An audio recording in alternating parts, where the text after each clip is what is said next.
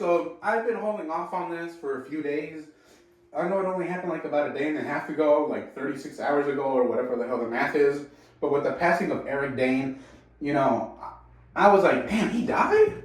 God damn. It's true, like, Magic Johnson got AIDS, but he was rich. Was he not rich? Because, you know, the whole thing, I was like, Eric Dane dying. You know, okay, you know, I shrugged that shit off my shoulders. Shit, when Betty White died, I was like 17. That shit fucking rocked the world. When Diane Keaton died, that shit shocked the world. When Olivia Newton died, that shit shocked the world. When who else died? Anybody else?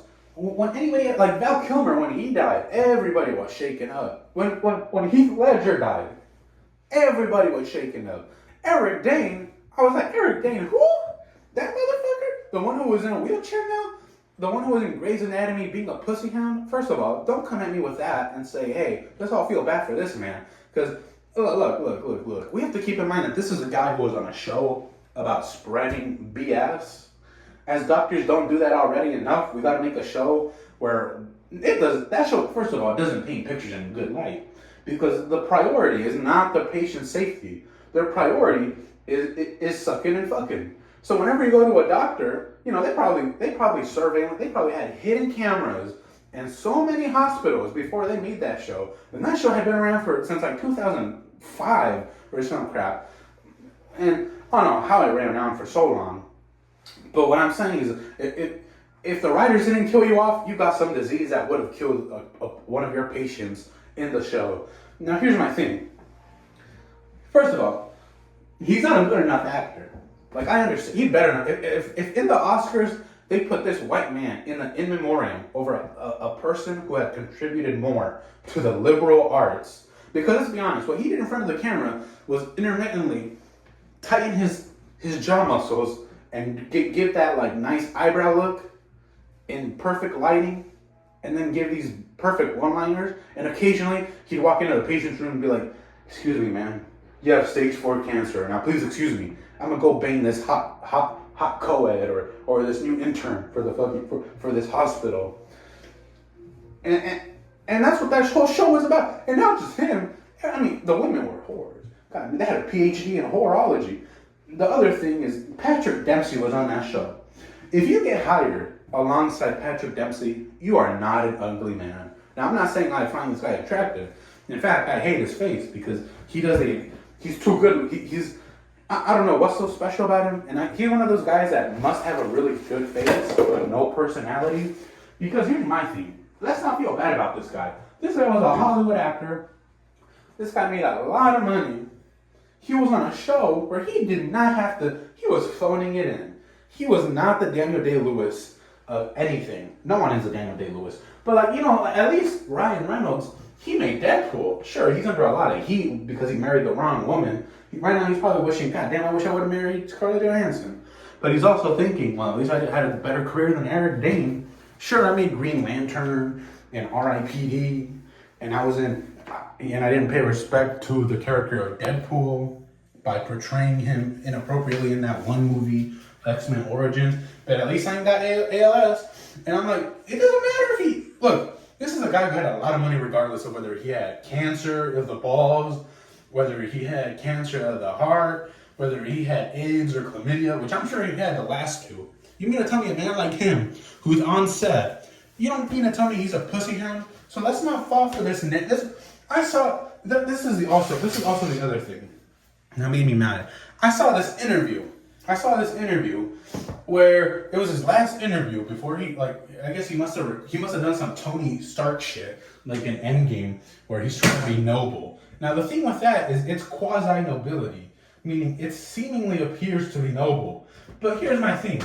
If I was a 50-year-old man, a 54-year-old man, whether I was famous or not, especially if I was famous, and let's say I had fucking cancer of the balls, and I really lost one of them, and they got the second ball,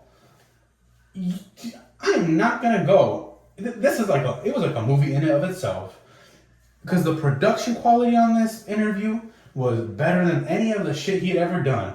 I guess all he needed was ALS to fucking bring out those tears out, because goddamn, that was good. And you know what? That's what I'm saying. It's seemingly so nobility, as in like it's fake. It's not real. This is my theory. He was doing that to show false nobility so he looked like a great guy before he died. Because the thing about Eric Dane is he didn't have a hard life. Look, before he was an alcoholic. So he had fun. He was drinking, he was partying. You don't think he had babes at his like apartment in New York or LA, wherever they were shooting Grey's Anatomy? Shit, his pickup line was, I'll get into it later, but god damn, this guy is not someone we should feel bad for. He had a great life. And mind you, this man only had ALS for 8 months. That's a long time. But there's motherfuckers who have it longer. There are motherfuckers who literally go years with it in a wheelchair, making little money, getting treatment via insurance, so they can't be getting the best care all the time. This motherfucker had money. You mean to tell me we should feel bad for him? And aside from that, look, he was an alcoholic. This is why I don't like. This is a guy who had a great fun life. And I'm not talking about, oh yes, he raised 2 children, he had a beautiful wife. Sure, all that stuff. I don't buy into that in Hollywood. I don't even buy into it in normal day life. Like, oh, if I see a couple, and they say, we're madly, like they say, oh, we've been together for 30 years. I'll be like, yeah, 15 of those years with him beating your ass. I don't buy it.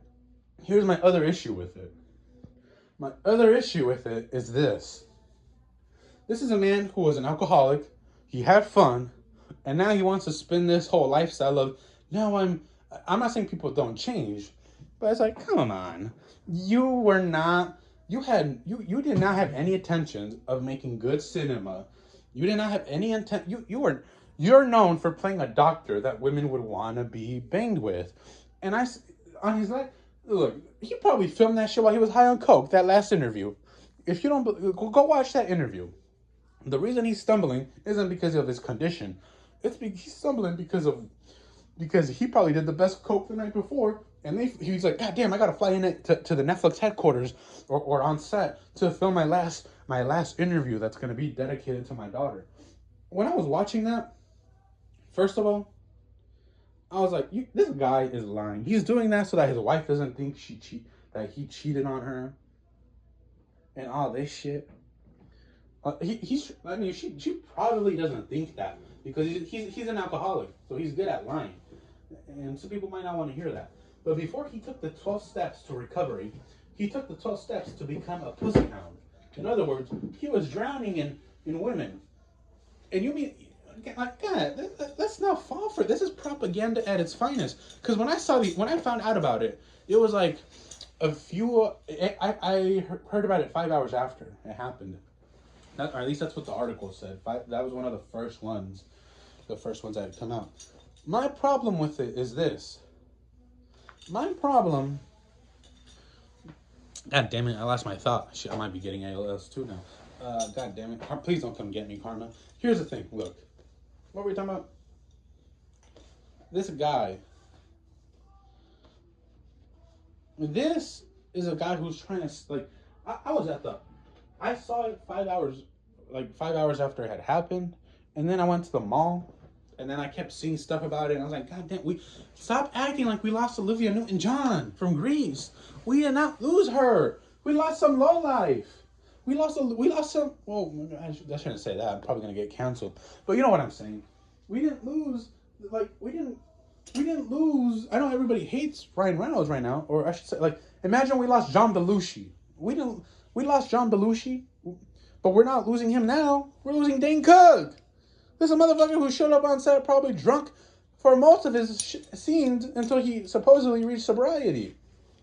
And my issue with that is, look, this motherfucker, he probably, if you knew you had less time to live and you were rich, would you not take all your life savings and say, F you to my kids' trust funds, screw that, screw my wife, I ain't leaving no will, I got this terrible condition, I'm going to do what Stephen Hawking should have done. I'm going to go out, spend this money. I'm going to buy the best Bolivian Coke. I'm going to buy the best heroin that doesn't overdose you. And I can still fucking keep going. And spend money. When he took that interview, that night before, he was probably in Vegas. He was probably in Vegas drowning in women.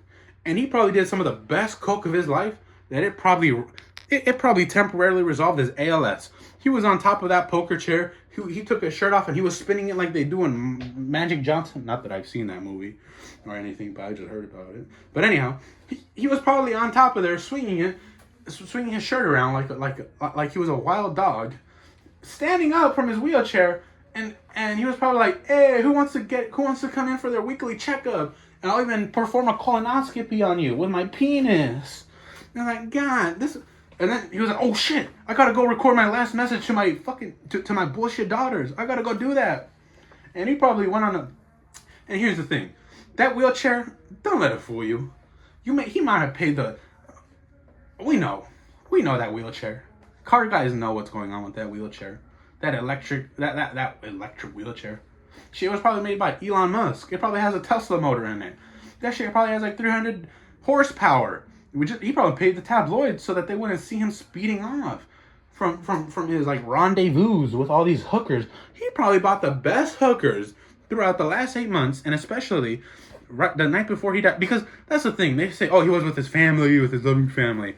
Bullshit. He was with some loving strippers. You know why they loved him? Because he was good looking and he had a lot of money. And he probably only left like $500,000 in his bank account. And he probably started with like, I'm not saying he probably didn't have that much money, but he probably had like $5 million. You mean to tell me if you know you're gonna die, you're not gonna spend that shit on drugs, cars, fuck the treatment, you know you're dying.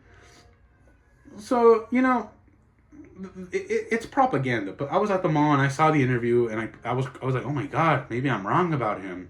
And I was like, no, this is the best propaganda. The best propaganda is the propaganda that makes you doubt yourself. Where you're like, oh God, they do have a point. That's why Hitler was so good. Because if he had a degree in marketing strategy, this motherfucker would have who knows what he would have done. But anyhow, here's what I'm saying.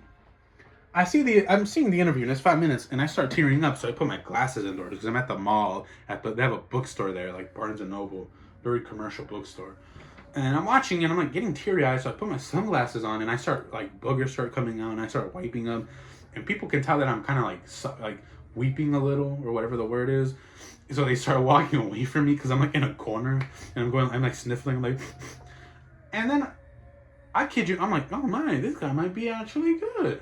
He might not be what I think he is. And then the video ends and I'm like, wait. No. He hasn't changed nearly. There's no way he's changed. And also, like I said, if I had a terrible disease, if I had penis cancer, and I was gonna make a message to my kids and my wife, I wouldn't want that shit going out. It's almost like you're trying to make it seem like, hey, you know, I had a past of sucking and fucking and doing drugs and alcohol, and he got into like an argument with that loser Dak Shepard at an AA meeting who's married to Kristen Stewart. So I don't even know why the fuck that picked up publicity. I'm giving him too much attention just talking about it now. I regret it. I might cut these last 30 seconds out. But what I'm saying is, let's not fall for it. This is a man who had a good life. He wasn't struggling. Everybody, if you see a reliable source cover that, don't ever read their magazine ever again. Don't read their articles ever again. That's how you know they're fake. In a way, this man had a bad life. He had money. He had the best treatment. And he probably had he had a wife and 2 kids, but he probably had a lot of side bitches too. And you ain't gotta blame that on nothing. I mean, look, according to what a lot of women, I don't think he's attractive. In fact, I hate his face. I hate his face because I like watching movies and shows that actually have good acting. But this man's steps to his career were never to make stuff that was worthwhile. Let's face it. This man wanted to get rich and famous, be a Hollywood name, and it didn't work out for him. He got the money, but it ended shortly after. And for some strange reason, he got a role in Euphoria where he played this like perverted dad. Why you gotta play all these hypersexualized people? You know what you need? You need a doctor.